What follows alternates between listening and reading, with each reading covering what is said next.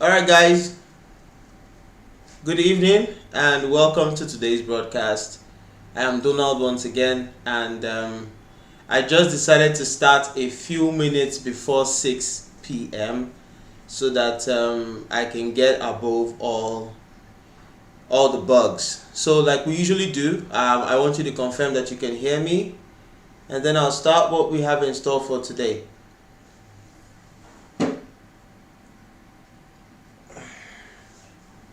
Okay. I know I started. I know I started a little earlier, but yeah, this is just a way of beating the system, as it were. Like I don't want to start coming on live by 6 p.m. and then things are going haywire. So yeah, 2 minutes earlier is a lot better for me. So yeah, okay. TR King is on board, so he can hear me and we can start. All right, good day and welcome to today's live broadcast. I am Donald, like you already know, and today we're going to be talking Olabisi Nofisat. Welcome. Yeah, so we can kick it off because everything is going well. So this entire month we're talking about cryptocurrency trading. I know that cryptocurrency is something that everybody knows about today.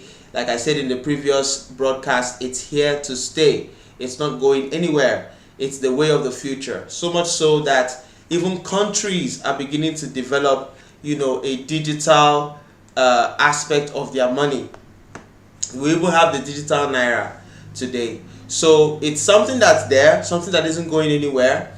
And with the advancement of technology, we see new things even coming on board. Something like NFT. Till today, we didn't know what NFT was, but now they're all over the place and companies are just diving into it. That's the wave of the future. I think we're going to talk about NFTs on this particular live show at a particular point in time. And then we see something like Facebook coming up with a metaverse, and things are just moving into that digital aspect. So I feel like one of the basic aspects of the digital space is cryptocurrency, and everybody needs to have some type of idea about it. I know that some people feel like it's fraudulent and it's not something that you can get into. A lot of people don't understand it. Like Warren Buffett will say that he doesn't invest in something that he doesn't understand. Well, that was then.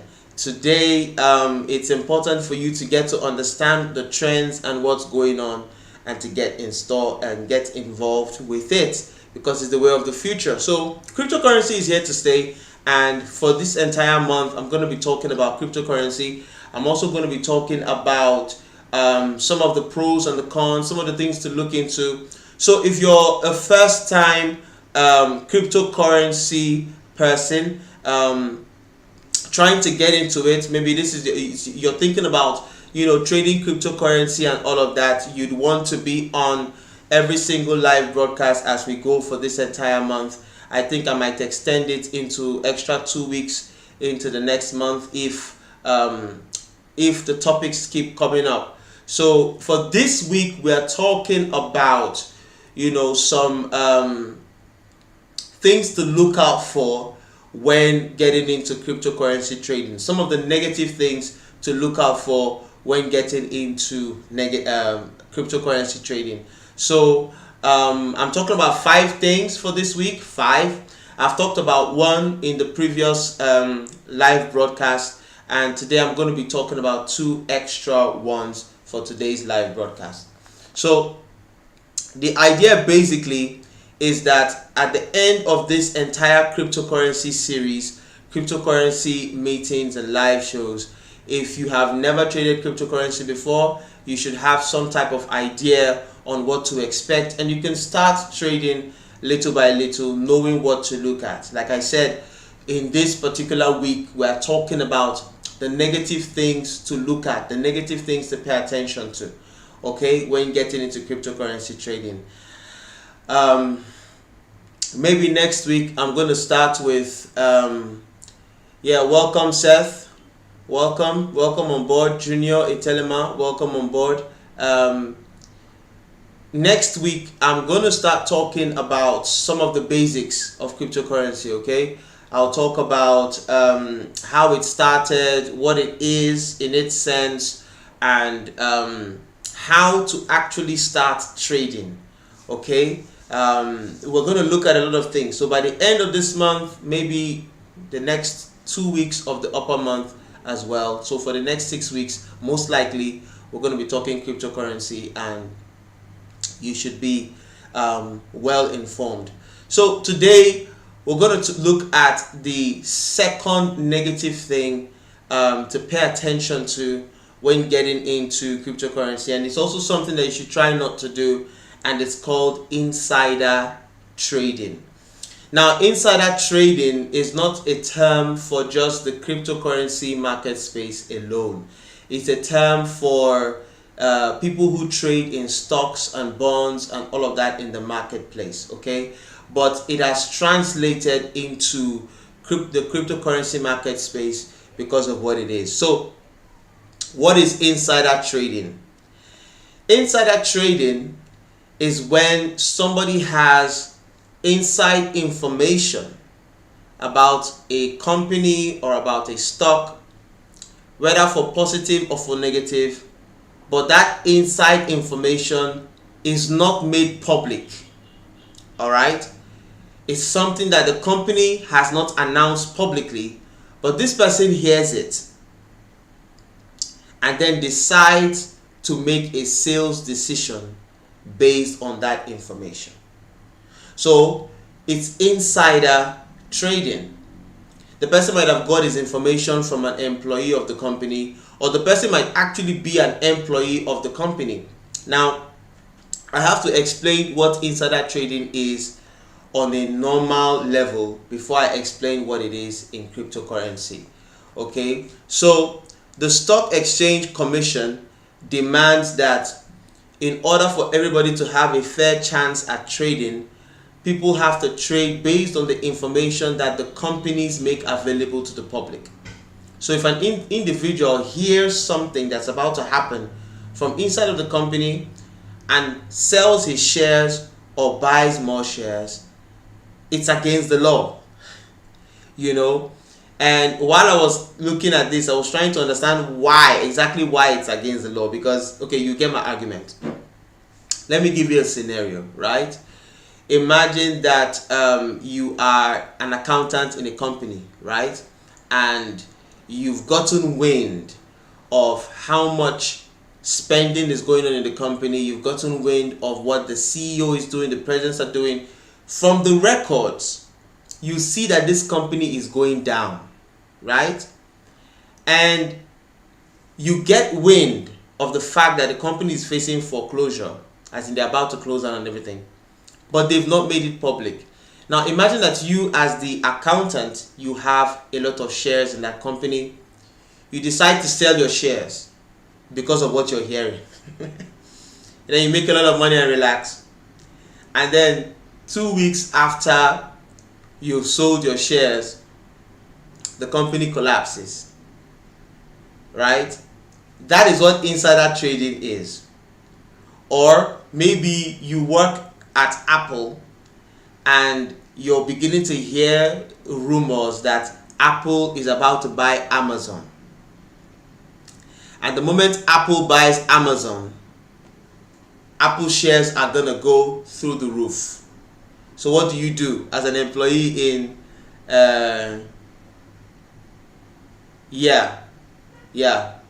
so Seth says that people have been jailed for this. People have actually been jailed for doing things like this. So like I was explaining, Apple, right, buys Amazon. They've not bought it yet, right?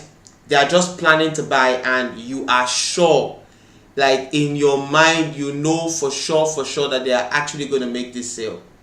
So what do?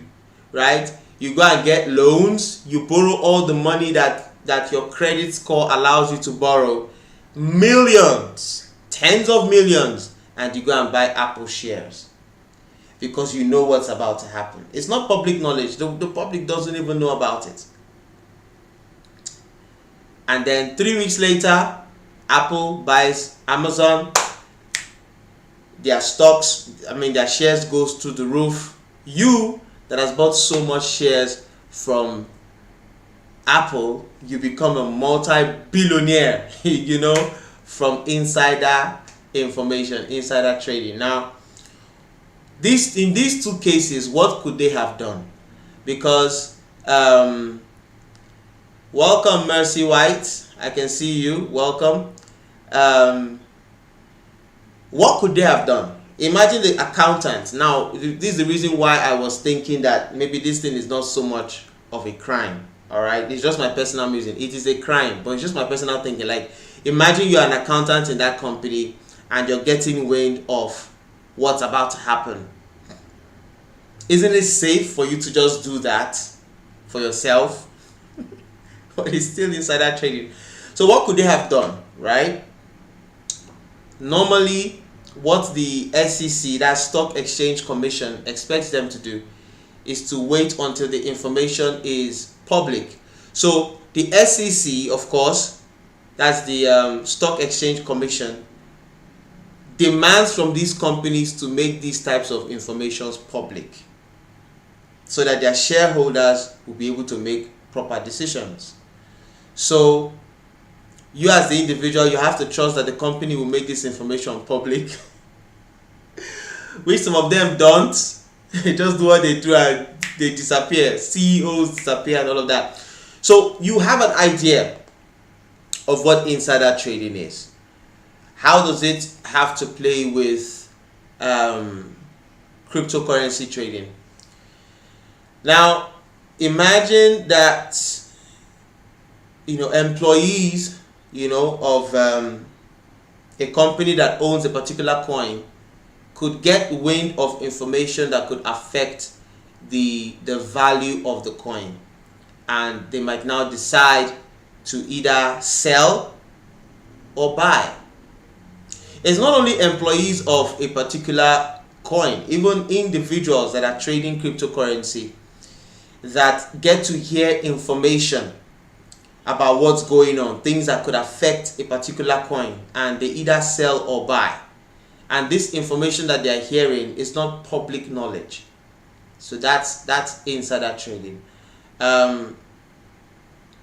Now, imagine the situation where the owner of Chelsea, I'm not going to say his name because I'm not going to be able to pronounce his name very, very well. So I'm not even going to try. But imagine that the owner of Chelsea has a coin, right? A cryptocurrency, a coin. He owns a coin. It's his coin, right? He's trading with it. People are buying it. People are trading with that coin and everything. Imagine that the war had not started, right? But imagine that somebody who works for him gets wind that the war is about to start and that the war will affect his coin negatively. And that person decides to sell as much of the coin as possible so that he can save his losses, so that if the negative effects of the war begins to affect the coin, he doesn't lose as much. That's insider trading. Now, I'm going to say a little thing about regulation in the cryptocurrency market space that may not be so encouraging. But before I say that, let me move to the second thing I'm going to be talking about today that is not so positive about cryptocurrency trading. And then I'll talk about the thing that I need to talk about. The second thing I'm going to talk about today about cryptocurrency trading that is not so positive is the fact that trading happens 24 hours, 7 days a week. Now, normally, with trading in the normal stock exchange, there is trading time, okay? The day for trading opens at a particular time and the day for trading closes at a particular time, right? So when trading has closed, it has closed. Nobody is buying, nobody is selling. People can go about their business looking for inside information. Inside information to be able to trade, insider trading. and all of that. But it's not the same with the cryptocurrency market space. Cryptocurrency market space, people are trading 24 hours in the day. Now, why is this a problem? It's a problem because it's almost virtually impossible for you to watch your trading dashboard 24 hours in the day. And the cryptocurrency space is so volatile that a particular thing could be moving up, and in a particular moment it starts dipping. And certain things happen in that space that you need to be aware of, so that you're able to buy or sell or make decisions while those things are happening. But you can't look at your dashboard 24 hours in the day. Okay, yeah, Junior Telema says that stock ends around 4 or 5 p.m. and it opens at 6 a.m. Okay, so that's it for the normal stock exchange. But for cryptocurrency, it goes for 24 hours in the day. So maybe at that time you decide to take a sleep or take a break. That's when something begins to happen with the market that could favor you, and you need to make strong decisions. So maybe at some point everything is high and you're like, oh, this is cool, and then you go to sleep, and then you wake up in the morning and you look at it and it has dipped, and you're like, ah. So there's no end to this thing. That's the negative part. So I'm trying to think in my head how to tackle this 24-hour trading thing. So I mean, if you have any ideas in the chat, go ahead and make the ideas available. Like, if you're somebody that wants to get into cryptocurrency trading, how do you handle the 24-hour nature, right, of the trading platform? How do you take full advantage of it? Because the key to making money in cryptocurrency is to be able to identify and foresee changes that are about to come and make your decisions. So if those changes happen while you're sleeping, you know, that's not. Oh, okay. Vivian says hire a professional. Now we'll talk about hiring a professional. All right, there's something I want to say about hiring a professional. I'll get there. But let me just finish these 2 points. Now, watching your dashboard, watching your cryptocurrency dashboard 24/7 can affect your health, right? So, like he said, hire a professional. But I'm coming back to that particular point. So these are 2 negative things about trading cryptocurrency that I want to talk about today. He said, okay, or partner with a trusted friend and trade at different times. Okay, these are nice ideas. Vivian is giving us some very nice ideas. Interesting one. But that hire a professional, I'm not too sure about it, because, you know, the thing I want to talk about was regulation, right?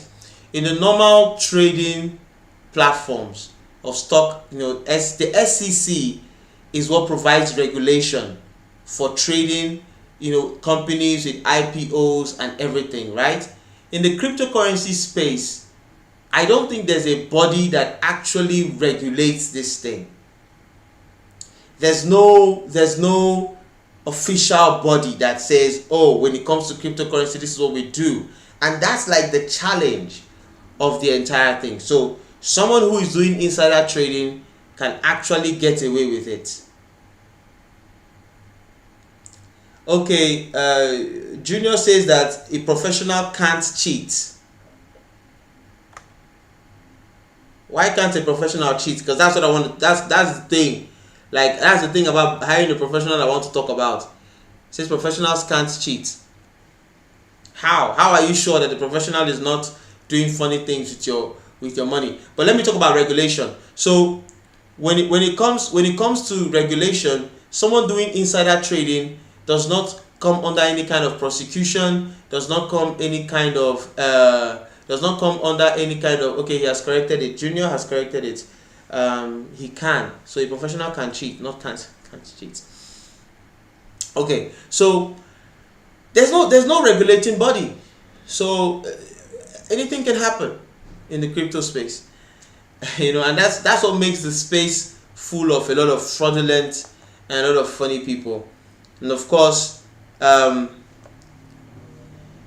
let's talk about the professional that you want to hire to trade for you. Imagine that you don't know anything about this cryptocurrency stuff. You don't have any idea, and you say, "Hey, trade for me." How would you know? How would you know that the things that this professional is telling you are true about the market and about what's going on? So it's important that if you want to get into trading cryptocurrency, even if you want to get a professional, you yourself, you need to know a thing or two about this thing. All right, so that when the professional is coming to tell you that a particular coin is going down and actually the coin is going up, you're like, bro, what are you saying? Or the person says one thing or the other. You need to know one or two things. Yes, Nike, you came in late, but we're happy to have you here, so we're glad to see you. So that's what we're saying, right? There's nothing you can do. Let's say I take 100,000, I give somebody and say, hey, do cryptocurrency trading for me, and the person comes back and say, oh, you see, that's your 100,000, this was going on, things are bad, things are down, that 100,000 is now worth 5,000, but you have to wait till the market picks up and all of that. And maybe that's not true, but how am I supposed to know? I don't know anything about it, so I'm just trusting somebody. I got the privilege of listening to a lady that was about to get into some type of investment, and I'll say this and then I'll round up and close up, right? So her friend had been disturbing her, talking to her about getting into this investment, and the friend sent her a voice note. Not the friend. There's, while you're trying to convince people to come on board the investment, I think there's what they call it. There's a general voice note that you're to send to people you're trying to convince, right? So she was playing this voice note and I was listening to it. Okay.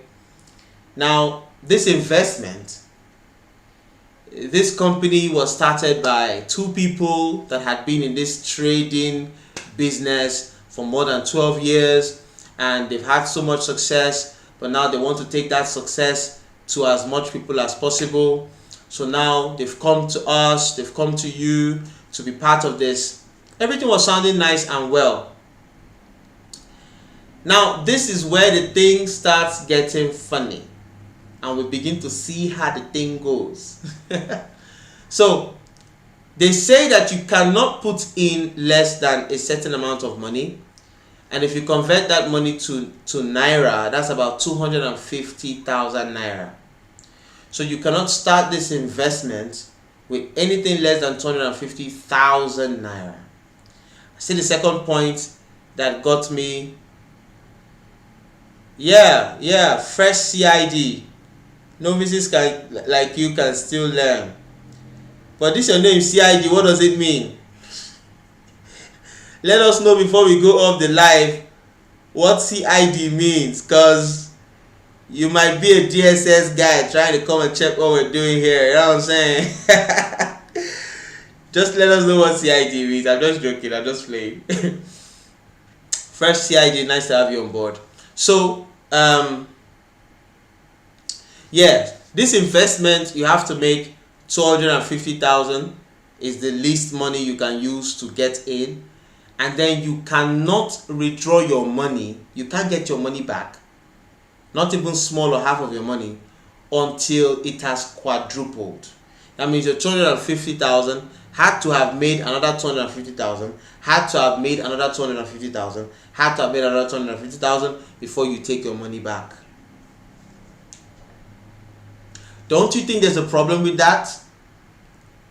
Anything that does not allow you, right, to take it when you want to take it, anything that doesn't give you free will, there's a challenge there.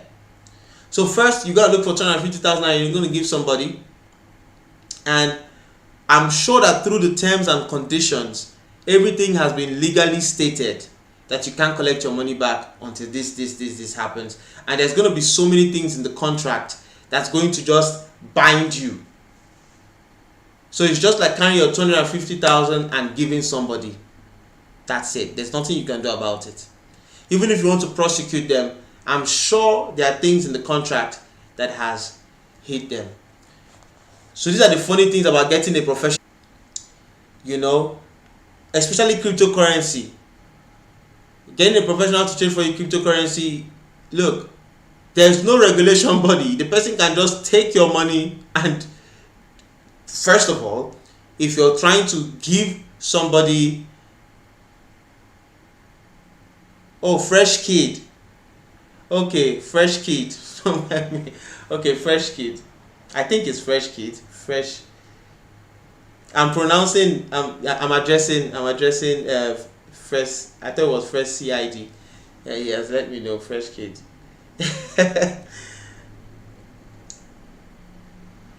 Anyway, fresh.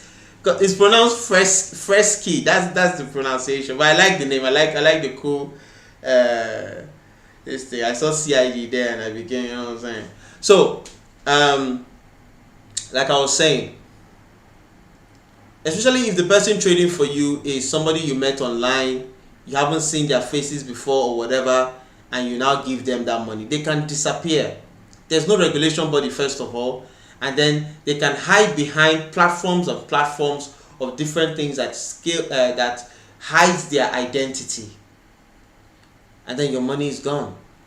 Okay, even if you're trading with even if you give somebody physical money and say trade for me, the market is so volatile that the person can actually tell you, look, this 300k you gave me to trade for you, bro, it has gone so down that all you have is 30k.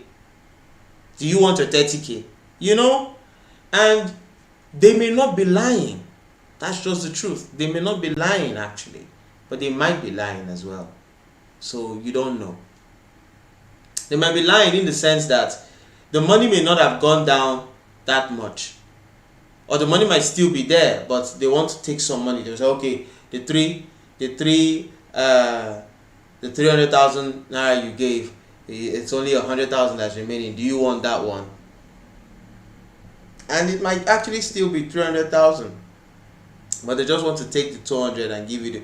So there could be some funny stuff going on in the entire thing of getting somebody to trade for you, but it's not like you can't see success in the thing. So the reason why we're talking about all of this is so that you have an idea of the pros and cons. We're talking about the cons actually. I've not started talking about the pros.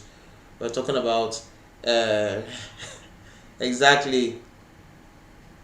Crypto losses are real. That's why people say it's risky. It goes up and down. That's why I'm happy to hear the risks. Yeah, good. Junior, that's what Junior Telema is saying. So yeah, so we've come to the end of today's broadcast. And I believe that we've learned one or two things. We're hearing about the risks of trading cryptocurrency, and it's a wonderful and a beautiful thing. I just want to repeat that the times have changed. We're coming up 6 p.m. on Tuesdays, Thursdays, and Fridays. So thank you so much for watching. Thank you so much for being on board. I want to thank everybody that's online right now. I want to thank Fresh Kid. Thank you for coming on board. Nike, thank you for coming on board. Junior Itelema. I hope I pronounced the name well. Junior Itelema. Thank you for coming on board. Mercy White. Thank you for coming on board. Mercy White says, if you give it time, when the money has gone down, is there any probability that it will someday increase? There is a possibility for increase when trading crypto. It does go up, like Seth says. Yeah, like Seth says it, but it may go up after a long time.